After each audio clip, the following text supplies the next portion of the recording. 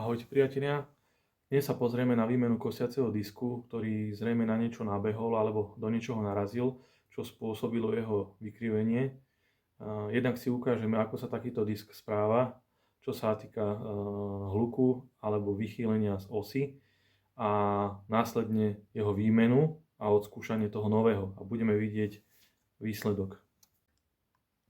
Takže spustíme si test.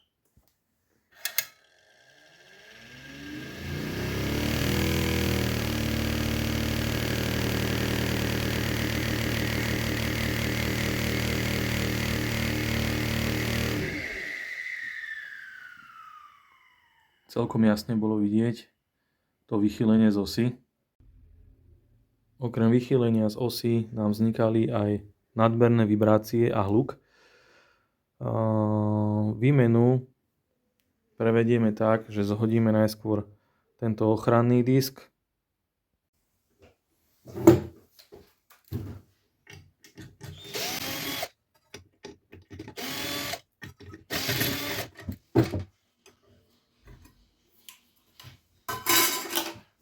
Zhodíme nože.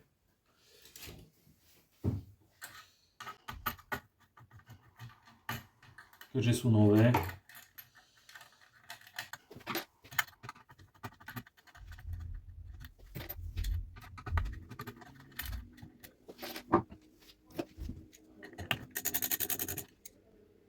Upevnenie ochranného disku.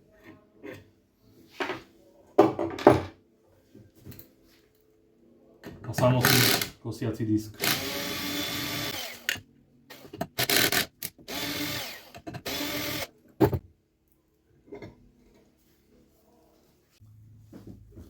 Teraz nasadíme nový disk.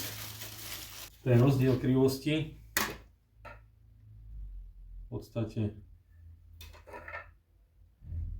je vidieť aj takto, áno, že ak sa nám vzdialujú tie kotúče a tu sa zase približujú k sebe.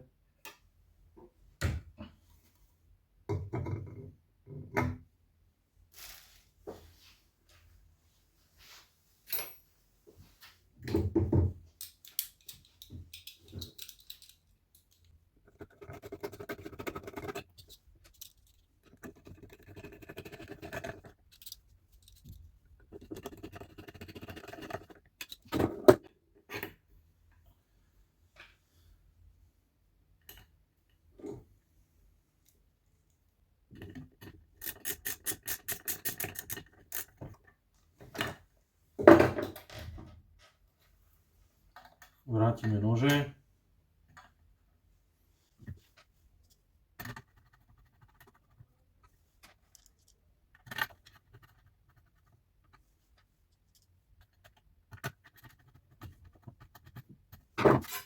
Ochranný disk.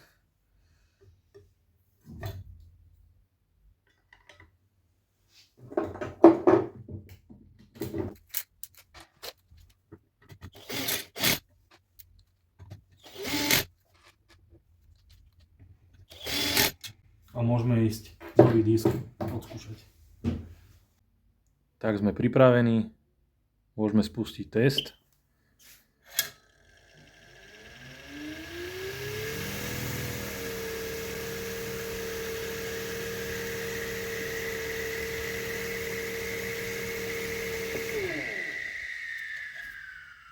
Takže je počuť, že je to oveľa tichšie, má to správny chod, nevibruje to. No a zákazníkovi môžeme vrátiť automover s odstránenou závadou.